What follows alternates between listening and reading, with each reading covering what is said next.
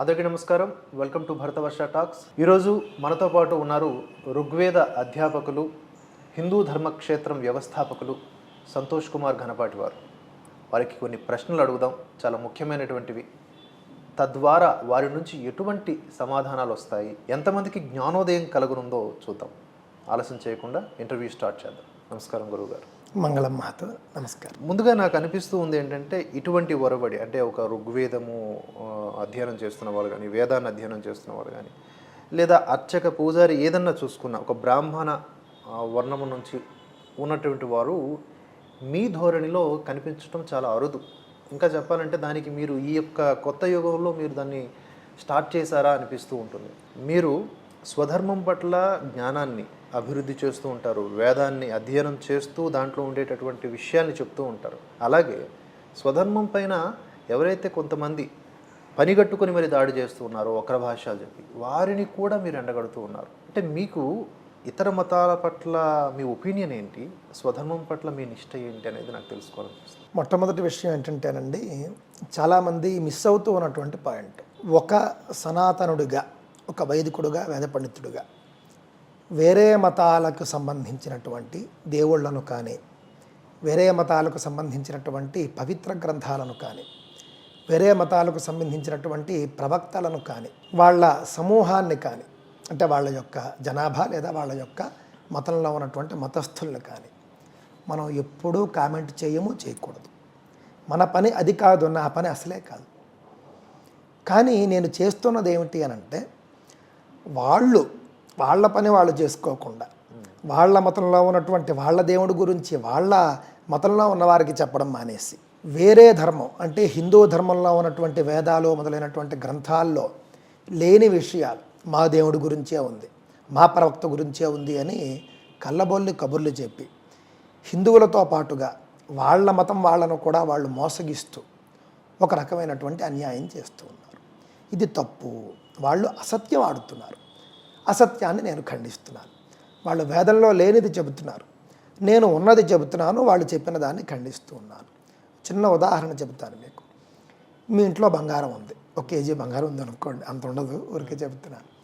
మా ఇంట్లో కూడా కొంత బంగారం ఉందనుకోండి. మీ ఇంట్లో బంగారం మీద మీకు సర్వ హక్కులు ఉంటాయి, నా ఇంట్లో బంగారం మీద నాకు సర్వ హక్కులు ఉన్నాయి. మీరు వచ్చి నా ఇంట్లో బంగారం కూడా మీదే అన్నారనుకోండి, అప్పుడు నేనేమంటాను?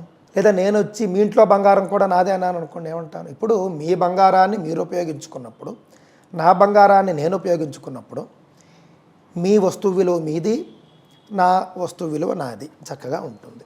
ఎవరి బంగారాన్ని వాళ్ళు ఉపయోగించుకుంటూ, ఎవరి ఇంట్లో వాళ్ళు నివసిస్తూ, ఎవరి వంటగదిలో వండిన భోజనం వాళ్ళే తింటూ ఉన్నారనుకోండి, ఎవరికీ పేచీ లేదు. మీరు వండుకున్న వంటని అది నాది, నాకు వడ్డించు అని చెప్పినా, లేదా నా కోసం మీరు వంట చేశారని చెప్పినా, ఇవన్నీ కూడా ఎబ్బెట్టుగా ఉంటాయి. అందువల్ల ఇతర మతాలకు సంబంధించినటువంటి ప్రవాచకులు ఎవరైతే ఉన్నారో వాళ్ళు మన ధర్మంలో ఉన్నటువంటి అంశాలను వక్రీకరిస్తూ చెప్పిన విషయాలను ఎండగట్టడమే నా పని. ఇతర మతాలు ఎంత మాత్రమో నా యొక్క లక్ష్యం కాదు, టార్గెట్ కాదు. ఒక మతం మన టార్గెట్ ఎందుకు అవుతుందండి? ముస్లింలైనా క్రైస్తవులైనా వాళ్ళల్లో మంచివాళ్ళని చాలామందిని చూశాను. కేరళలో చూశాను, కేరళ నుండి వచ్చినటువంటి క్రైస్తవుల్లో చాలా మంచి వాళ్ళని చూశాను. ఒక సంఘటన కూడా ఉంది. ఒకానొక కుటుంబం, ఏదో ఒక రాష్ట్రంలో ఒక కుటుంబం ఉంది, క్రైస్తవ కుటుంబం. ఏదో సందర్భంలో ఆ క్రైస్తవ కుటుంబంలో ఒక అబ్బాయి మన హిందూ ధర్మంలో ఉన్నటువంటి బ్రాహ్మణ అమ్మాయిని ప్రేమించడం ఏదో జరిగింది. వీళ్ళిద్దరూ కలిసి వెళ్ళిపోవడం కూడా జరిగింది. కానీ ఆ క్రైస్తవుడు తండ్రి ఒప్పుకోలేదు. ఎందుకు ఒప్పుకోలేదు?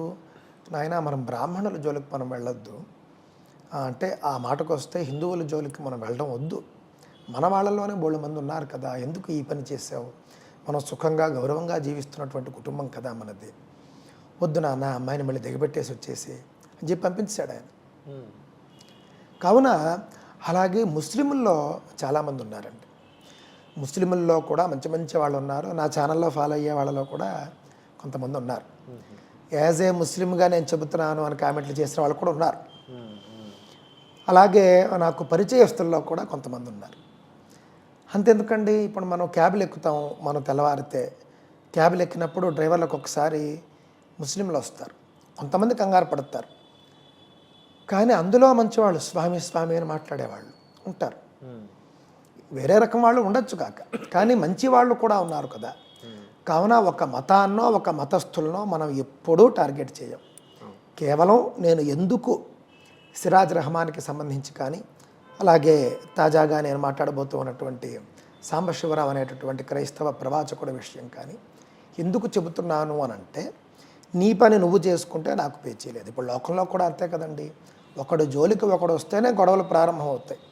ఎవరు జోలికి ఎవరు రాకుండా ఎవరి పని వాళ్ళు చేసుకుంటే గొడవే లేదు, అంతే కదా. ఇది నా యొక్క అంశం అండి. సో మీరు హిందూ ధర్మంలో లేదా మన గ్రంథాల్లో ఉన్నటువంటి విషయాల్ని తమవిగా లేదా ఇందులో ఉన్నటువంటి విషయాన్ని వక్రీకరించి చెప్పేటటువంటి వాళ్ళు ఎవరైనా సరే, స్వధర్మీయులైనా విధర్మీయులైనా, వాళ్ళని మీరు ఎండగడతారు. అంతేనండి. మన వాళ్ళు కూడా మీరు మంచి పదం వాడారు, స్వధర్మీయులైన అని అన్నారు. హిందూ ధర్మం లోపల ఉన్న వాళ్ళు చేసినటువంటి పొరపాట్లు కూడా నేను ఎండగట్టాను, మీకు తెలుసు. అందుకనే మాట అది సున్నితంగానే చెప్తాను. నేను ఎప్పుడూ కూడా ద్వేషంతో మాట్లాడడం కానీ దూషించడం కానీ మన దాంట్లో లేదండి. నువ్వు వేళాకోళంగా మాట్లాడితే నేను వేళాకోళంగా మాట్లాడతాను. ఉదాహరణకి సిరాజ్ రెహమాన్ గారు ఉన్నారు, చక్కగా మంచి ముస్లిం వక్త. ఆయన ఖురాన్ గురించి ఆయన అద్భుతంగా మాట్లాడితే మనమే సంతోషిస్తాం, ఎందుకంటే మనమంతా ఆస్తికులం. ఆయన దేవుడు ఉన్నాడని చెప్పి నమ్మేవాడు, నేను దేవుడు ఉన్నాడని చెప్పి నమ్మేవాళ్ళం. కావున మన ఆస్తిక కుటుంబంలో ఉన్నాం, మార్గాలు వేరు, ఏమీ ఇబ్బంది లేదు. కానీ ఆయన ఒక వీడియోలో మన దేవుళ్ళ గురించి చాలా వేళాకోళంగా మాట్లాడాడు. వీళ్ళకి బట్టలు వేసుకున్నా దేవుడే, బట్టలు వేసుకోకపోయినా దేవుడే అని ఆయన కామెంట్ చేశాడు. అంటే మన కాలభైరవుని ఉద్దేశించి అన్నాడు ఆయన. మరి ఎంత ఘోరం చెప్పండి. అలా మనం ఎప్పుడైనా మాట్లాడామండి? అలా నేను ఎప్పుడైనా మాట్లాడానో చూపించండి. మా ఛానల్లో 1200 వీడియోలు ఎన్నో ఉంటాయి. మరి అలా మాట్లాడినప్పుడు నేను మాట్లాడేటటువంటి సందర్భంలో ఆయన్ని విమర్శిస్తూ వాళ్ళ దేవుడి జోలికి నేను వెళ్ళలేకేం కాదు, మాకేమీ భయమేం లేదు. కాకపోతే మనం ఎప్పుడూ శాంతిగా ఉండాలనేది నా అభిప్రాయం. నేనేం చేశాను, ఆయన్ని వేళాకోళం చేస్తాను. ఆయన మన దేవుణ్ణి వేళాకోళం చేస్తే నేను ఆయనతో ఆగిపోతాను. ఆయన చేయలేదనుకోండి, నేను చేయను. ఇది మన యొక్క వైఖరి. నాకు తెలిసి మానవత్వం ఉన్నటువంటి ప్రతి మనిషి కూడా నా మార్గాన్ని యాక్సెప్ట్ చేస్తారు అనేది నా అభిప్రాయం. కరెక్ట్ స్వామి, చాలా కరెక్ట్గా చెప్పారు. అండ్ ప్రతి ఒక్కరు కూడా ఇదే పంథాలో వెళ్తే, మీరు ఎంచుకున్న పంథాలో వెళ్తే చాలా సమస్యలకు చక్కటి పరిష్కారం కూడా వస్తుంది. అంతేనండి, అంతేనండి. భిన్న వాదనలు ఉండడం అనేది ఏ కాలంలోనైనా కామన్. అవునండి. వాటిని కేవలం ఇటువంటి వాదనలతోనే, అది సంస్కరణవాదం అవ్వచ్చు లేదా శాస్త్రవాదం అవ్వచ్చు, ఇటువంటి వాటితోనే శాంతిని చేకూర్చోవచ్చు. అవునండి. చాలా సంతోషం స్వామి. ఒక ప్రశ్న, ఈ జన్మ పాపము అని మాట్లాడుతూ ఉంటారు, క్రైస్తవుల నుంచి ఎక్కువగా వినిపించేది అదే.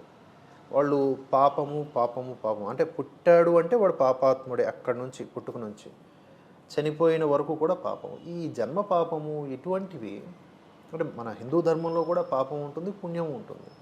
ఇందులో ఉన్న పాపానికి అందులో ఉన్న పాపానికి ఏంటి తేడా? అసలు ఏంటి జన్మ పాపము అనే ఈ బ్రహ్మ పదార్థం లాంటి దాంతో కన్వర్షన్స్ కూడా చేస్తున్నారు, దీన్ని ఎలా చూడాలి? నేను మీకు ఒక రహస్యం అంటే చెప్తానండి. క్రైస్తవ మతం ప్రకారం పుట్టిన ప్రతి జీవి పాపి అని చెప్పేటటువంటి ఆ మతం ప్రపంచవ్యాప్తంగా ఉన్నటువంటి 700 కోట్ల మంది పాపులే అని వీళ్ళు చెబుతారు. ఒక్కడు పుణ్యాత్ముడు లేడు. మరి అలాంటప్పుడు అందరికీ పాపం ఉన్నప్పుడు, అందరూ సమాన పాపులైనప్పుడు, భగవంతుడు అంటే మీ భగవంతుడు ఒకడిని ధనవంతుడుగా ఎందుకు పుట్టించాడు, ఒకడిని బీదవాడిగా ఎందుకు పుట్టించాడు, ఒకడిని పాపం అనారోగ్యంగా ఎందుకు పుట్టించాడు, ఒకడిని ఆరోగ్యంగా ఎందుకు పుట్టించాడు, ఒకడిని అందంగా ఎందుకు పుట్టించాడు, ఒకడిని అందవిహీనంగా ఎందుకు పుట్టించాడు, ఒకడినేమో అధికార కుటుంబాల్లో ఎందుకు పుట్టిస్తూ ఉంటాడు. ఎప్పుడూ కూడా పవర్లో ఉండేటటువంటి మన ఎవర్ గ్రీను నెహ్రూ కుటుంబాల్లాగా ఎప్పుడూ పవర్ సెంటర్స్ అయినటువంటి ఫ్యామిలీల్లో ఎందుకు పుట్టిస్తూ వచ్చాడు. ఎప్పుడూ కూడా గులాంగిరిగా ఉండేటటువంటి వాళ్ళుగా ఎందుకు పుట్టిస్తూ ఉన్నాడు. ప్రతివాడు సమాన పాపి అయితే కనుక దీనికి మీరు సమాధానం చెప్పాల్సి వస్తుంది. మన ధర్మం విషయానికి వస్తే కనుక పుట్టిన ప్రతివాడు పాపి కాదు. పాపాత్ముడు పుడతాడు, పుణ్యాత్ముడు పుడతాడు. పాపాత్ముడు వాడు చేసిన పాపానికి ఫలాన్ని అనుభవించాలి, పుణ్యాత్ముడు కూడా వాడు చేసినటువంటి పుణ్యానికి ఫలాన్ని అనుభవించాలి. ఉదాహరణకు రాజుగారు తోటకూర కథ మనందరికీ తెలుసు. పూర్వజన్మలో ఆయన రైతు, తోటకూర పండిస్తూ ఉండేవాడు. అడిగిన వాళ్ళకి అడిగినట్లుగా తోటకూర ఇచ్చేస్తూ ఉండేవాడు, పెద్దగా అమ్మేవాడు కాదు. ఆ ఫలంతో అంటే మహాపుణ్యాన్ని సంపాదించేశాడు ఆయన. ఆ పుణ్యంతో తదుపరి జన్మ ఏం తీసుకున్నాడు ఆయన?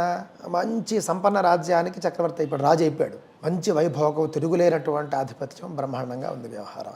ఆయన పండితుల్ని పిలిపించి ఆయన యొక్క ఐశ్వర్యానికి కారణం ఏమిటని ఒకసారి అడిగాడు.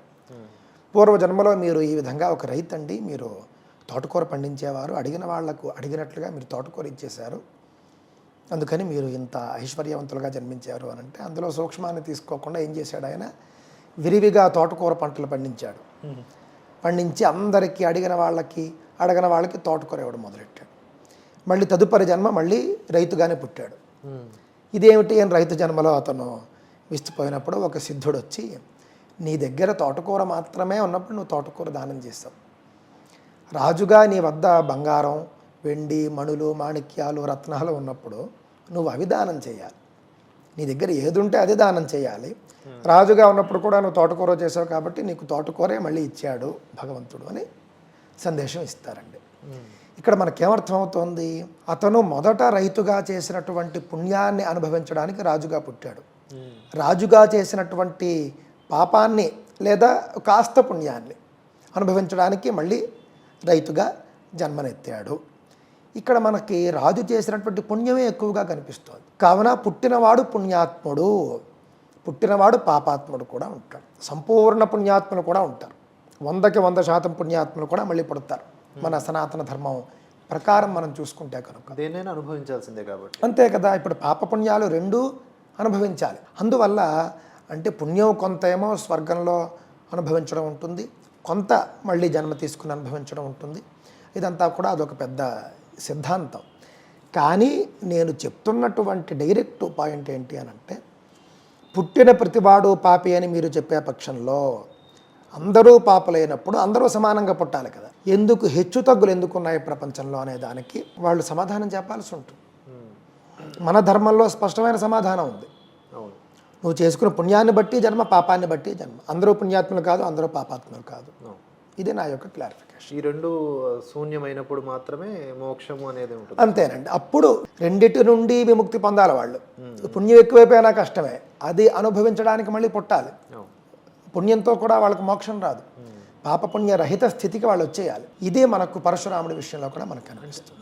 అదే స్వామి, అంటే మనకి కృష్ణుడు చెప్తున్నది కూడా అదే కదా స్వామి. అంటే ఇలా రెండు కూడా సున్నా అయిపోవాలి అంటే అది భగవదర్పణ భావంతో చేయాలి అంటారు. అంతేనండి. దానికి చాలా పెద్ద ప్రాసెస్ ఉంటుంది. ఒక జన్మలో అయ్యేది కాదు, కొన్ని కోట్ల జన్మలు కూడా ఎత్తాల్సి వస్తుంది. ఇది స్పష్టమైనటువంటి సమాధానం ఉంది మనకి. ఎందుకు మళ్ళీ జన్మ తీసుకుంటావు? నీకేమో పునర్జన్మ సిద్ధాంతం లేదు. పుట్టిన ప్రతివాడు పాపే అంటావు. అలాంటప్పుడు అందరూ మరి సమానంగా ఉండాలి కదా. పైగా విచిత్రం చూడండి, మన దేవుడు అందరినీ సమానంగా పుట్టించలేదని వాళ్ళు ప్రచారం చేస్తారు. నిజంగా చేసినటువంటి పాపపుణ్యాలకు అనుగుణంగా జన్మలను ఇచ్చి ప్రజలను సమానంగా చూసుకుంటూ ఉన్నది సనాతన ధర్మంలో చెప్పబడినటువంటి భగవంతుడు. పుట్టిన ప్రతివాడు పాప అయినప్పుడేమో ఒకడికి తక్కువ, ఒకడికి ఎక్కువ. దానిని అడిగితే వాళ్ళు ఏమంటారంటే, వీళ్ళు విశ్వాసులు, వాళ్ళు విశ్వాసులు కాదు అనేది అంటారు. అవిశ్వాసుల్లో కూడా ఐశ్వర్యవంతులు ఉంటారు, అవిశ్వాసుల్లో కూడా ఆరోగ్యవంతులు ఉంటారు, విశ్వాసుల్లో కూడా అడుక్కు తినేవాళ్ళు ఉంటారు. కావున నో లాజిక్ అండి, నో లాజిక్. మీరు అడిగే ఇలాంటి ప్రశ్నలు చాలా అర్థవంతమైన ప్రశ్నలు. వీటికి సమాధానం అంత విశ్వాసం అనే పేరుతో వాళ్ళు కొట్టిపారేయచ్చు, కానీ అంతే కొంచెం లాజికల్గా ఆలోచిస్తే ఎంత అర్థం సనాతనం వైపు ఉంది, అంతే కదండి. ఎంత అపార్థమో లేకపోతే అనర్థమో అటువైపు ఉందో అర్థమైపోతుంది. అవును. అంటే నేను బైబిల్లో ఒక కథ నాకు తెలుసండి, అది బైబిల్లో ఉందో లేదో మీరే చెప్పాలి. జీసస్ తన శిష్యులతో ఒక రోడ్డు మీద వెళుతూ ఉంటాడు. వెళుతూ ఉంటే ఎదురుగా ఒక గుడ్డివాడు ఒక ఆయన వస్తాడు. వస్తే శిష్యులు అడుగుతారు, స్వామి ఈ గుడ్డివాడికి ఎందుకు అంధత్వం వచ్చింది? ఇతను చేసినటువంటి పాపమా లేదా వీళ్ళ తల్లిదండ్రులు చేసినటువంటి పాపమా, ఇంతకు ముందు జన్మలో ఇతడు చేసుకున్న పాపమా అని కూడా అడిగారు అని అంటారన్నమాట అండి. అవి తర్వాత వీళ్ళు ఎడిటింగ్లో తీసేశారు అని కూడా అంటారు. ఓకే. అడిగినప్పుడు జీసస్ దగ్గరికి వెళ్తాడు. ఆ అంధుడి దగ్గరికి వెళ్ళి అతని చేతితో ఆ అంధుడి కళ్ళు నిమరగానే అతనికి చూపు వచ్చేసినప్పుడు ఎవ్వరూ పాపం చేయలేదు, దేవుని మహిమ ఇతని యందు ప్రకటింపబడడానికే ఇతడు అంధుడిగా పుట్టాడు అని ఆయన చెబుతాడు. ఇది ఎక్కడ విడ్డూరం అండి? దేవుడి మహిమ ప్రకటించడం కోసం 16 ఏళ్ళు అతను అంధుడిగా ఎందుకు ఉండాలి? ఎందుకు ఎందుకు ఆయన పనిష్మెంట్ అది దారుణం కదా. అదే కదా, ఇప్పుడు దానికి కూడా లాజిక్ ఉండదు. ఇది నేను అంటూ ఉన్నది మతాన్నో లేకపోతే జీసస్నో కాదు. ఆయన ఖచ్చితంగా గొప్పవాడు, 4 మంచి మాటలు చెప్పినవాడు కాబట్టే ఆయన ఇన్ని కోట్ల మందితో ఆయన పూజింపబడుతూ ఉన్నాడు. ఆ విషయం కాదు. ఈ రాసినటువంటి వాళ్ళు ఎలా రాశారు, బైబిల్ చెప్పిన మాటలే రాశారా, ఆయన జీసస్ చెప్పిన మాటలే రాశారా, ఏమిటి అనేది తెలియదండి. కొంత మనకి ఇప్పుడు నా సందేహాలు మీరు తీరిస్తే నాకే సంతోషం. నేనేమి మనం జస్ట్ అడుగుతున్నాం అంతే. చూద్దాం స్వామి, అంటే మీ తరపున నాకు తెలిసినటువంటి పాస్టర్లు ఎవరికైనా సరే తప్పకుండా ఇది కేవలం చెప్తే తప్పకుండా మైత్రీభూతమైనటువంటి చర్చ. అంతే. నేను ముందే చెప్పినట్లుగా జీసస్ యందు గౌరవాన్ని నేను భేషరతుగా ప్రకటిస్తాను. మీరు ప్రకటించినా ప్రకటించకపోయినా మా ఆచార్యుల పట్ల అనేది నా యొక్క ఉద్దేశం. అలాగే మీరు ఎంచుకునే పంత అంటే ఈ టాపిక్స్ కూడా చాలా డిఫరెంట్గా ఉంటాయి. మీ వరల్డ్ పాలిటిక్స్ కూడా టచ్ చేస్తారు, ప్రపంచ రాజకీయాలని ఒక రకంగా మీరు. అవునండి. మీడియా రంగంలో ఉన్నటువంటి వ్యక్తిగా కూడా కనిపిస్తారు. ఈ మధ్య మీరు ట్రంప్ అధికారంలోకి రావడంతో హిందూ ధర్మానికి చాలా మంచి జరగనుందని కొన్ని వీడియోలు చేశారు. అంటే మీకేంటి అంత విశ్వాసం ట్రంప్ ఆయన ఒక క్రైస్తవుడు కదా. అవునండి. మొట్టమొదట అండి ట్రంప్ 1974లో 74 అనుకుంటున్నాను, అటు ఇటు కావచ్చు, 74లో అమెరికాలో ఒక మహానగరంలో, న్యూయార్క్లోనే అనుకుంటా, ఇస్కాను సంస్థకి సంబంధించినటువంటి వాళ్ళు పూరీ జగన్నాథ రథయాత్ర ప్లాన్ చేసుకున్నారు. వాళ్ళు ఆ రథయాత్రకు సంబంధించి వాళ్ళు రథాలు తయారు చేసుకోవాలి. అప్పట్లో రథాలు తయారు చేసుకోవడానికి వాళ్ళకు ఒక ఓపెన్ ప్లేస్ కావాలి, కొంత వనరులు అవి కావాలి. వాళ్ళు చాలా ప్లేసుల గురించి వెతుకుతున్నారట, వాళ్ళకు దొరకలేదు, చాలా ఇబ్బంది పడుతూ ఉన్నారు, దగ్గర పడిపోతుంది పూరీ జగన్నాథ రథయాత్ర. ఆ సందర్భంలో ఎవరో చెప్పారట ఏంటంటే ఇక్కడ ఒక రైల్వే ప్రైవేట్ యార్డ్ ఉంది, అంటే రైల్వే కోచ్లు తయారు చేసేటటువంటి ప్రైవేటు సంస్థకు సంబంధించినటువంటి ఒక యార్డ్ ఉంది, అది డొనాల్డ్ ట్రంప్కి చెందినటువంటిది. అప్పటికి ఆయన ప్యూరు బిజినెస్ మ్యాన్ అంతే. ఆ మధ్యనే తండ్రి నుండి టేక్ ఓవర్ చేసి ఆయన అప్పుడప్పుడే పైకి వస్తూ ఉన్నాడు. ఆయన చేతిలో వెళ్ళింది, ఇప్పుడు ఆయన చేతికి వెళ్ళింది ఈ యొక్క రైల్వే యార్డు. మీరు ఆయనతో మాట్లాడితే మీకు ఏమైనా పని అవ్వచ్చు అని అన్నారట. వీళ్ళు చాలా మందిని సంప్రదించారు, చాలా ప్లేసులు చూశారు, ఎవ్వరూ పర్మిషన్ ఇవ్వలేదట. అప్పుడు ఆయన దగ్గరికి వెళ్ళారట. ఆయన దగ్గరికి వెళ్తే అటండి పిఏనే బయట ఆపేసేట. మా సార్ ఇలాంటి ఒప్పుకోడు, మీరు వెళ్ళి అనవసరం, మీ టైం వేస్ట్ అని చెప్పాడు. అలా కాదండి, మా ప్రయత్నం మేము చేస్తాం, భగవద్గీతలో కృష్ణ పరమాత్మ ప్రయత్నం చేయమన్నాడు, అందువల్ల దయచేసి ఆయన్ని కలిసే అవకాశం ఇవ్వండి, ఆయన ఒప్పుకోవడం ఒప్పుకోకపోవడం అనేది దైవాధీనం అని వీళ్ళు చెప్పారట. సరేనండి అని చెప్పేసి ఆయన వదిలేడు. వీళ్ళు ప్రసాదం తీసుకుని వెళ్ళారట. ఆయన డొనాల్డ్ ట్రంప్ వీళ్ళు చెప్పినటువంటి విషయం అంతా విని ఆ కాగితం తీసుకుని ప్రసాదం తీసుకుని మళ్ళీ చెబుతాను అని చెప్పి పంపించేశాడు. ఆ తర్వాత వీళ్ళు ఇచ్చినటువంటి ప్రసాదాన్ని తిన్నట్టు ఆయన. మన దేశంలో నాకు తెలిసి మీ ఇంట్లో కూడా ఎవరైనా మీరు క్రైస్తవ పని మనిషిని పెట్టుకుంటే వాళ్ళు హిందువుల ప్రసాదాలు తినరు. ఇదో పెద్ద జాడ్యం ఇది. నాకు తెలుసు, మా చిన్నప్పుడు మేము కలిసి ఉండి కలిసి ఆటపాట ఆడుకున్నటువంటి వాళ్ళల్లో కూడా మతం మారినటువంటి వాళ్ళు మా ఇంటికి వచ్చి పని చేసేవాళ్ళు కానీ ప్రసాదం తీసుకునేవాళ్ళు కాదు. ఇది మేము చూసాం. ఆ అమ్మాయి ఇప్పటికీ నేను పలకరిస్తాను. ఆ అమ్మాయి ఏమి మా మధ్య మతపరమైన ఇబ్బందులు ఏమి ఉండవు. మేము తీసుకోము సంతోషం అని అంటూ ఉండేది ఆవిడంతే. చక్కగా మాట్లాడుతుంది, మనకి అన్ని సహాయాలు చేస్తుంది. అలాంటిది అమెరికాలో పుట్టినటువంటి ఆయన్ని మించినటువంటి క్రైస్తవుడు ఎవరు ఉంటారు? ఆయన బైబిల్ పట్టుకుని తిరుగుతుంటాడు, మరి అవన్నీ చేస్తుంటాడు కదా. ఆయన ఈ ప్రసాదాన్ని నోట్లో వేసుకున్నట్ట. నోట్లో వేసుకున్న వెంటనే మరి ఏమనిపించిందో తెలియదు, ఆయన దీన్ని అప్రూవ్ చేస్తూ సంతకం చేశారు. దానివల్ల వాళ్ళు గొప్పగా మొట్టమొదటి రథయాత్ర డొనాల్డ్ ట్రంప్ సహకారంతోనే ఇస్కాన్ సంస్థ అక్కడ చేసింది. ఇది మొట్టమొదటి అంశం. ఇక రెండవది, బంగ్లాదేశ్లో షేక్ హసీనాని దేశం నుండి వెళ్ళగొట్టిన తరువాత ఆవిడ వచ్చి భారతదేశంలో తలదాచుకున్నటువంటి సందర్భంలో హిందువులపైన, హిందూ ఆలయాలపైన దాడులు చేస్తూ వచ్చారు బంగ్లాదేశ్లో. చేస్తూ ఉన్నప్పుడు అమెరికాలో అధ్యక్ష పదవిలో ఉన్నటువంటి బైడెన్ ఏమీ మాట్లాడలేదు.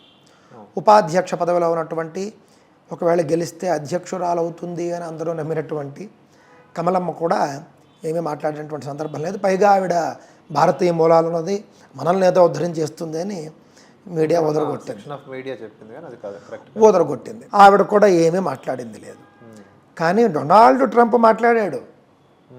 బంగ్లాదేశ్లో ఈ విధంగా హిందువులపైన జరుగుతూ ఉన్నటువంటి ఊచకోత దాడుల్ని ఏమాత్రమూ సహించను, అని చాలా గట్టిగా ఆయన స్వరాన్ని వినిపించాడు. సరేనండి, ఎన్నికల ముందు రాజకీయ నాయకులు చాలా విషయాలు మాట్లాడతారు, ఆయన కూడా ఎన్నికల స్టంట్ ఇది అని మీరు అనుకోవచ్చు. అదే ఎన్నికల స్టంట్ కమలం ఎందుకు పాటించలేకపోయింది? అదే ఎన్నికల స్టంట్ జో బైడెన్ ఎందుకు పాటించలేకపోయాడు? ఇప్పుడు ట్రంప్ గెలిచే అవకాశం ఉందని వాళ్ళకి తెలుసు కదా, అన్ని సర్వేలు చెబుతూ ఉన్నాయి కదా. మరి అలాంటప్పుడు హిందువుల ఓట్లు, భారతీయుల ఓట్లు 40 లక్షల ఓట్లు ఉన్నట్టున్నాయి నాకు తెలిసి. వాటిని సాధించడానికి వాళ్ళు ఎందుకు మరి ఈ స్టెప్ వేయలేదు? అదే వదిలేసేయండి. కమలా హ్యారిస్ 2019లో మన భారత ప్రభుత్వం రెండవసారి మోదీ గారు అధికారంలోకి వచ్చిన తర్వాత ఆర్టికల్ 370 రద్దు చేసినప్పుడు ఆవిడ ఏం మాట్లాడిందండి? ఆర్టికల్ 370ని రద్దు చేయడాన్ని తీవ్రంగా వ్యతిరేకించింది ఆవిడ. అపోజిషన్లో ఉండి, అపోజిషన్ లీడర్ ఆవిడ అప్పటికింకా, అంటే ట్రంప్ అధికారంలో ఉన్నారు అప్పుడు. ఏమిటి ఆవిడకి ఏం అవసరం చెప్పండి? భారతదేశం లోపలి సమస్య, ఆవిడ పాకిస్తాన్ అనుకూలవాది, అంతే కదా. కావున అదే సమయంలో అధ్యక్ష పదవిలో ఉన్నటువంటి ట్రంప్ పూర్తిగా సహకరించాడు భారత ప్రభుత్వానికి. ఈ విధంగా మనం చెప్పుకుంటూ పోతే ఇటు బంగ్లాదేశ్ని పూర్తిగా నియంత్రించి నోబెల్ బహుమతి అనేది ప్రపంచంలో విద్యాపరంగా ఎవడైనా తీసుకుంటే వాడికంటే విద్యావంతుడు లేడని అర్థం. ఆయన అక్కడ అధికారంలో ఉన్నాడు బంగ్లాదేశ్లో. దాడులు హిందువుల మీద జరుగుతూ ఉన్నాయి. షేక్ హసీనాని ప్రజాస్వామ్య విరుద్ధంగా దేశం నుండి వెళ్ళగొట్టారు. ఆవిడ ప్రమేయం లేకుండా వాళ్ళ దేశంలో బంగ్లాదేశ్లో కోర్టుల్లో కేసులు, వాదనలు, శిక్షలు, ఉరిశిక్ష కూడా అయిపోయింది. ఉరిశిక్ష కూడా ప్రకటించేస్తున్నారు. పూర్తిగా చదువుకున్నవాడు ఉన్నప్పటికీ కూడా ప్రయోజనం లేకుండా అక్కడ ఇష్టానుసారము మత ఛాందసవాదుల చేతుల్లోకి దేశం వెళ్ళిపోయారు. ఇలాంటి సందర్భంలో బైడెన్ ప్రభుత్వం ఏమండి కమలే కనుక మళ్ళీ అయి ఉంటే కనుక బంగ్లాదేశ్ని మరింత రెచ్చగొట్టి భారతదేశానికి ఇబ్బందికరంగా వీళ్ళు పరిస్థితులు సృష్టిస్తారు. భారతదేశాన్ని ఇబ్బంది పెట్టడమే వీళ్ళ యొక్క లక్ష్యం. ఆఫ్ఘనిస్తాన్లో చక్కగా ప్రజాప్రభుత్వం ఉన్నటువంటి సందర్భంలో అమెరికా సైన్యం వాళ్ళకి రక్షణ ఇచ్చేది. ఆయన ఎవరో అష్రఫ్ ఘనీ ప్రధానమంత్రిగానో అధ్యక్షుడిగానో ఉన్నప్పుడు అమెరికా సైన్యం వాళ్ళకి రక్షణ కల్పించేది. ఉగ్రవాదుల చేతిలోకి దేశం వెళ్లకుండా ఉన్నది. ట్రంప్ ఉన్నంతకాలం కూడా అది కొనసాగింది. జో బైడెన్ అధికారంలోకి రాగానే ఏం చేశాడండి? మీ కర్మకి మీరు చావండి అని ఆఫ్ఘనిస్తాన్ వదిలేసి సైన్యాన్ని ఉపసంహరించుకున్నాడు. తాలిబాన్ల చేతిలోకి దేశం వెళ్ళిపోయింది. బంగ్లాదేశ్లో చూస్తే పరిస్థితి ఇది, ఆఫ్ఘనిస్తాన్లో చూస్తే పరిస్థితి ఇది. పాకిస్తాన్ సంగతి చూస్తే మోడీ గారు వచ్చిన తర్వాత పాకిస్తాన్ పూర్తిగా తొక్కిపెట్టినటువంటి సందర్భంలో ట్రంప్ ఉన్నప్పుడు కూడా అదే జరిగింది. జో బైడెన్ వచ్చిన తర్వాత పాకిస్తాన్ స్వరం కాస్త మళ్ళీ మారింది. పాకిస్తాన్కి బలం పెరిగింది. నేపాల్ కాస్త తేడా కొట్టింది. వియత్నాంలో కూడా తేడా వచ్చింది. శ్రీలంకలో కూడా జో బైడెన్ వచ్చిన తర్వాత తేడా వచ్చింది. అంటే భారతదేశం చుట్టూ ఉన్నటువంటి సరిహద్దు దేశాలని జో బైడెన్ అధికారంలో ఉన్నటువంటి డెమోక్రాటిక్ ప్రభుత్వం పూర్తిగా భారతదేశాన్ని టార్గెట్ చేసే విధంగా భారతదేశం చుట్టుపక్కల దేశాలని బలపరుస్తూ మనకు వ్యతిరేకంగా ఎగదోస్తూ ఉన్నారు. కానీ ట్రంప్ ఉంటే మాత్రం ఆ పని చేయడం. ట్రంప్ భారత్కు సహకారి. చైనాను ఆయన తక్కువ చేస్తాడు, చైనాను కాస్త ఆయన నొక్కి పెడతాడు, పాకిస్తాన్ నొక్కి పెడతాడు, బంగ్లాదేశ్ను నొక్కుతాడు, ఆఫ్ఘనిస్తాన్ నొక్కుతాడు, లేదా మనం నొక్కితే భారతదేశం నొక్కితే సహకరిస్తాడు. మీరు అనొచ్చు మనకి ఎప్పుడు వాళ్ళేనా మన వాళ్ళేం లేదా అంటే, మన వాళ్ళు చేసిన దానికి కూడా వాళ్ళ సపోర్ట్ ఉండాలి కదా అంతర్జాతీయంగా. అలాగే జో బైడెన్ వచ్చిన తర్వాత భారతదేశ వ్యతిరేక ప్రచారం అమెరికాలో ఎక్కువగా జరిగింది. ట్రంప్ ఉన్నప్పుడు అది జరగదు. అలాగే మోడీ బహిరంగంగానే మన మోదీ గారు ట్రంప్కి మద్దతు ఇస్తూనే వచ్చారు. ఇన్ని కారణాల రీత్యా డొనాల్డ్ ట్రంప్ రావడం అనేది భారతదేశానికి, హిందూ ధర్మానికి మంచిది అని నేను ఆలోచించాను. అదే విషయాన్ని చెప్పాను. ఇది చాలా పెద్ద పెద్ద పాత్రికేయులు కూడా ఇదే అభిప్రాయాన్ని ఓవరాల్గా ఈ విశ్లేషణలు, సమీకరణాలు చూస్తూ ఉంటే అలాగే అనిపిస్తోంది. కానీ వన్స్ అధికారం చేపట్టిన తర్వాత ఈ నాయకులందరి తీరు కూడా ఒకే రకంగా ఉంటుంది. అధికారం చేపట్టక మునుపు ఒకటి, చేపట్టిన తర్వాత ఒకటి.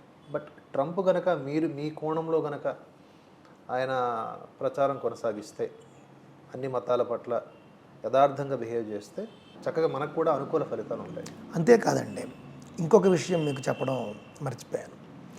మన దేశానికైనా అమెరికా దేశానికైనా ఒక పెద్ద సమస్య ఏంటంటే శరణార్థుల సమస్య. కరెక్ట్. చట్ట వ్యతిరేక శరణార్థుల సమస్య. భారతదేశానికి ఆ విధమైనటువంటి ఇల్లీగల్ ఇమిగ్రెంట్స్ ఉన్నారు, అమెరికాకు ఉన్నారు. డెమోక్రాటిక్ ప్రభుత్వం ఏం చేస్తుందంటే, డెమోక్రాట్లు అంటే ఈ యొక్క కమలా హ్యారిస్, బైడెన్ వాళ్ళు శరణార్థుల్ని వాళ్ళు ప్రోత్సహిస్తారు. ఓట్ల కోసం.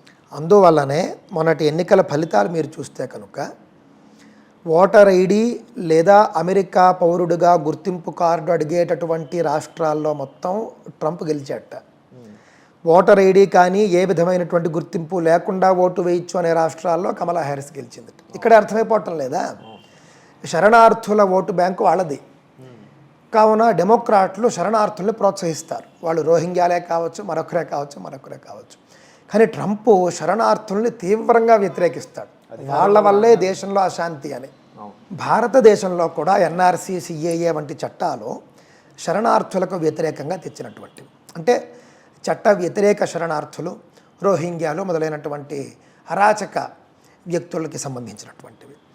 కావున మన భారతదేశంలో మనం ఎన్ఆర్సీనో, సిఏఏనో ఇలాంటివి మనం అమలు చేసినప్పుడు అంతర్జాతీయంగా కూడా మనకు మద్దతు కావాలి. జో బైడెన్ పార్టీ అయితే మద్దతు ఇవ్వదు మనకి. అదే ట్రంప్ అనుకోండి, మాకు అదే సమస్య, చాలా మంచి పని చేసే భేష్ అని చెప్పి ఆయన మోదీని పొగిడే అవకాశం ఉంది. మన ఇద్దరి పాలసీ ఒకటే అనే అవకాశం ఉంది. కరెక్ట్ స్వామి. ట్రంప్ అధికారంలోకి రాగానే తాను చేసే పనిగా ప్రకటించుకున్నది ఇదే, ఈ శరణార్థుల్ని పంపిస్తాను. అవునండి, అదే ప్రకటించాడు. కిందటిసారి అసలు ఆయన మొట్టమొదట చాలా ప్రపంచవ్యాప్తంగా చర్చనీయాంశం ఎందుకు కూడా మెక్సికో గోడ చాలా పెద్ద గోడ కట్టాడు. 800 కిలోమీటర్లు గోడ కట్టేసి. అందువల్ల ఏంటంటే ట్రంప్ అనేటటువంటి ఆయన తన యొక్క చేతలతో కూడా భారతదేశానికి, హిందూ ధర్మానికి అనుకూలవాది అని మనకు అర్థమవుతోంది. అమెరికానా భారతదేశమా అన్నప్పుడు ఖచ్చితంగా అమెరికా ప్రయోజనాల గురించి ఆయన ఆలోచిస్తాడు, భారతదేశ ప్రయోజనాల గురించి ఈయన ఆలోచిస్తాడు. కాబట్టి ఏమీ ఇబ్బంది లేదు. రిపబ్లికన్లు భారతదేశంలో బీజేపీ పార్టీ లాంటి వాళ్ళు అని నేను భావిస్తున్నానండి. ఇప్పుడు ధర్మ పోరాటం అంటూ చాలామంది ముందుకు వస్తూ ఉన్నారు.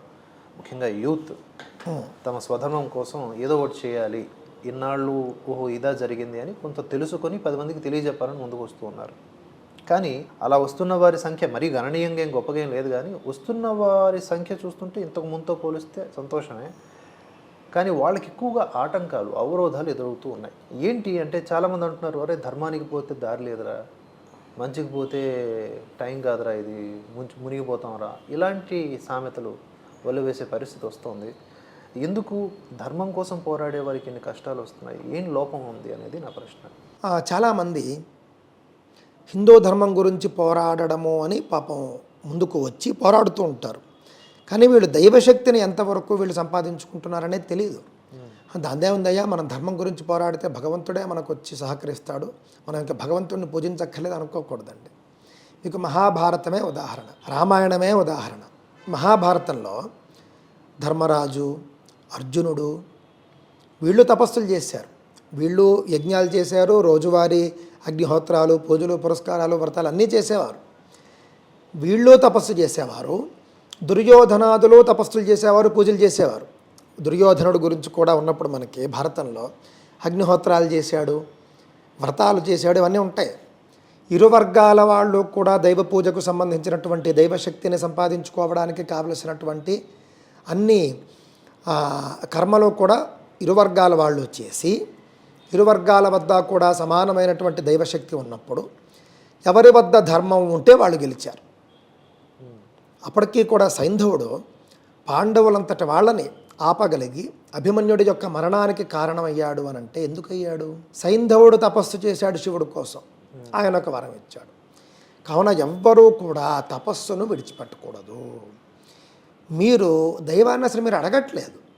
మీరు నేను చేస్తూ ఉన్నటువంటి ఒక ధర్మ పోరాటంలో నాకు తోడుండవయ్యా, నాకు హాని జరగకుండా చూడవయ్యా, నాతో నువ్వు ఉండి నడిపించవయ్యా అని ఈ రోజు కూడా ఉదయమో సాయంత్రమో ఎప్పుడు సమయం ఉంటే అప్పుడు కనీసంలో కనీసం అరగంట, అవకాశం ఉంటే గంట భగవంతుడికి సమయాన్ని కేటాయించి గురువులను ఆశ్రయించి ఏదో ఒక మంత్రోపదేశం చక్కగా తీసుకుని ఆయన చెప్పినట్టు నడుస్తూ రోజు ఒక గంట పాటు కనుక మీరు అనుష్ఠానము అంటారు తపస్సు చేసి దైవశక్తిని మీరు పెంచుకుంటూ కనుక మీరు మీ కార్యక్రమాలు చేస్తే మీ యొక్క పరిశ్రమకు దైవశక్తి తోడవుతుంది. కృష్ణుడు వీళ్ళు ధర్మం పక్కున్నారు కదా అని వాళ్ళ ఇంట్లో కూర్చుంటే వచ్చి గెలిపించలేదు ఆయన. వాళ్ళతో చేయించవలసినటువంటి అన్ని పూజలు చేయించాడు. భారతంలోనే ఉంది స్పష్టంగా. రాత్రిపూట నేను రేపు సాయంత్రం సూర్యాస్తమయం లోపల సైంధవుని చంపుతానని చెప్పి ప్రతిజ్ఞ చేస్తాడు అర్జునుడు. లేకపోతే నేను అగ్నిప్రవేశం చేస్తానంటాడు. కృష్ణుడికి ఈ విషయం తెలిసి వచ్చేస్తాడు ఆగమేఘాల మీద అర్జునుడి ఆ యొక్క స్థలానికి, అర్జునుడు ఉండే రూమ్కి వచ్చేస్తాడు. వచ్చేసి మందలిస్తాడు, ఎడాపెడా ప్రతిజ్ఞలు చేసేస్తావేంటయ్యా నువ్వు, ఇదేం బాగోలేదు అని. అంటే ఇప్పుడు నాదే కదా బాధ్యత అని ఆయన కాస్త చికాకు పడి, సరేలే ఏదైతే అది అయింది అని చెప్పి రాత్రి పూజ చేయిస్తాడు ఆయనతో, అర్జునుడితో. రాత్రి పూజ, తీవ్రమైనటువంటి పూజ ఒకటి రాత్రి చేయించి, అంటే తీవ్రం అంటే మళ్ళీ ఉగ్రదేవత అనుకునేరు, ఉగ్రదేవత కాదు, శివుడి పూజే చేయిస్తాడు రాత్రి. చేయించిన తర్వాత ఇద్దరు పడుకుంటారు. పడుకుంటే అప్పుడు ఇద్దరు కూడా స్వప్నంలోనే ఇద్దరు కైలాసంకి వెళ్ళిపోతారు. కైలాసంకి వెళ్ళిపోయినప్పుడు పరమశివుడు వీళ్ళిద్దరిని పలకరించడము, ఆయన వీళ్ళకి పాశుపతాస్త్రాన్ని ఇవ్వడం. ఆ పాశుపతాస్త్రాన్ని తెచ్చుకుంటాడు. తర్వాత రోజు దాంతో సంహరిస్తాడు సైంధవుణ్ణి. దానికి కృష్ణుడి శక్తి తోడవుతుంది. ఎందుకంటే మరి సూర్యుడిని అడ్డింది కృష్ణుడే కదా, పాశుపతాస్త్రం ఉంది, కానీ సూర్యాస్తమయం లోపల వాడు బయటికి రాకపోతే ఎవడ చంపగలడు? అక్కడ కృష్ణుడి శక్తి మనకు కనిపిస్తుంది. ఆయన యోగ శక్తితో అడ్డుకున్నాడు. చక్రం వేశారంటారు కొంతమంది, గ్రహణం వచ్చిందంటారు కొంతమంది. దౌర్భాగ్యం చూడండి. ఉదాహరణకి నేడు ఇంకో 15 రోజుల్లో గ్రహణం ఉందంటే యూట్యూబ్ అంతా కూడా కొడైకి వస్తుంది. గ్రహణంలో చేయాల్సినవి చేయకూడనివి. గ్రహణం మనకు లేకపోయినా పరిహారం చేయమని చెప్తాడు ఒకడు. నేటి రోజుల్లోనే మనలాంటి కాస్త జ్ఞానం ఉన్న వాళ్ళు మాత్రమే ఉన్నటువంటి ఈ రోజుల్లోనే గ్రహణాలు ఎప్పుడో పక్కాగా తెలిసినటువంటి సందర్భంలో ద్రోణాచార్యుడు వంటి గొప్ప గొప్ప మహాపండితులు ఉన్నటువంటి రోజులు అవి. భీష్ముడు, విదురుడు, వాళ్ళకి తెలియదు ఈ రోజు గ్రహణం ఉంది అని. ఎంత అజ్ఞానంగా ప్రచారం చేస్తారంటే మన వాళ్ళు. కావున ఆ రోజు గ్రహణం లేదు. భారతంలో స్పష్టంగా కృష్ణుడు తన యోగశక్తి చేత సూర్యుణ్ణి కప్పివేశాడు అని ఉంది. యోగశక్తి చక్రం కూడా వేయలేదు, అంత అవసరం లేదు. ఆయన శక్తి సామాన్యమైన శక్తి. ఆయన అలా కళ్ళు మూసుకుంటే చాలు కప్పివేయబడుతుంది. యోగశక్తితో కప్పేశాడు అంతే. ఎవరికి కనీసం ఇది కప్పబడింది అని డౌట్ కూడా రాలేదు. సూర్యుడు అస్తమించాడని అందరూ అనుకున్నారు. గ్రహణం వస్తే మనకు తెలియదా అండి? అజ్ఞానం కాకపోతే మనం ఆరు బయట ఉన్నప్పుడు మనం తలెత్తి చూస్తే గ్రహణం ఎలా ఉంటుందో తెలియదు. దక్కున వచ్చేది కదా, మెల్లగా దగ్గరకు వస్తుంది. అంతే కదా, మనకి ఒక్కొక్క అంశము మనం గమనిస్తాం. ఆ విధంగా కృష్ణుడు పాండవుల చేత పూజలు చేయించాడు. దుర్యోధనాదులు పూజలు చేశారు. దుర్యోధనుడు నాగపూజ చేస్తాడు. నాగలోకం నుండి వాళ్ళంతా వచ్చి సహకరిస్తారు. రాక్షస సంబంధమైన పూజలు చేస్తాడు, వాళ్ళు సహకరిస్తారు. ఈ విధంగా ఇరు వర్గాల వాళ్ళు కూడా దైవశక్తిని సంపాదించుకున్నారు, యుద్ధం చేశారు. చేసిన తరువాత ఎవరి పక్క ధర్మం ఉంటే వాళ్ళు గెలిచారు, ఎవరి పక్క దేవుడు ఉంటే వాళ్ళు గెలిచారు. ఇద్దరి వద్ద దైవశక్తి ఉంది, కానీ దేవుడిటే ఉన్నాడు. ఎవరు? కృష్ణుడు. ఎందుకు? ధర్మం ఇటు ఉంది కాబట్టి. కావున ధర్మము ఉండాలి, దైవశక్తి ఉండాలి. ధర్మం ఉన్నప్పటికీ కూడా ధర్మరాజాదులు చాలాసార్లు ఎందుకు ఓడిపోయారండి? ద్రౌపది వస్త్రాపహరణం అని ఎందుకు జరిగాయి? వాళ్ళకి కావలసినంత తపశ్శక్తి ఇంకా రాలేదు అప్పటికి. అజ్ఞాతవాసం, అరణ్యవాసం ఇవన్నీ కూడా రహస్యం ఏంటంటేనండి, రాముడు చేసినటువంటి అరణ్యవాసమైనా పాండవులు చేసినటువంటి అజ్ఞాతవాసాలైనా కూడా వాళ్ళ యొక్క తపశ్శక్తి పెంచడం కోసం ఏర్పాటు చేయబడినవే. నన్ను అడిగితే వాళ్ళు ఆ 12 సంవత్సరాల్లో కూడా గొప్ప గొప్ప మహర్షుల్ని పూజిస్తారు, చాలా గొప్ప గొప్ప పనులు చేస్తారు, వ్రతాలు బ్రహ్మచర్యం అంటారు, రకరకాల వ్రతాలు వాళ్ళు చేస్తారు. చేసి అద్భుతమైనటువంటి శక్తిని సంపాదిస్తారు. నిజంగా అసలు వీళ్ళ కొంప ముంచిందే వీళ్ళ అరణ్యవాసం. ఎవరి కొంప ముంచింది? ఈ యొక్క కౌరవుల కొంప ముంచింది. అరణ్యవాసంలో ఆయన పుణ్యాన్ని సంపాదించుకున్నాడు, ఆ పుణ్యం కాపాడింది.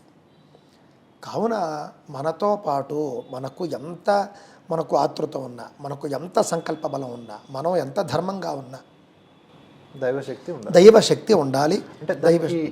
అంటే ఈ సూత్రాలు పాటించాలంటే కలియుగానుసారం ప్రస్తుతం ఉన్న పరిస్థితులు ఇవి కనీసం ఇవి పాటించాలంటే ఏం చెప్తారు?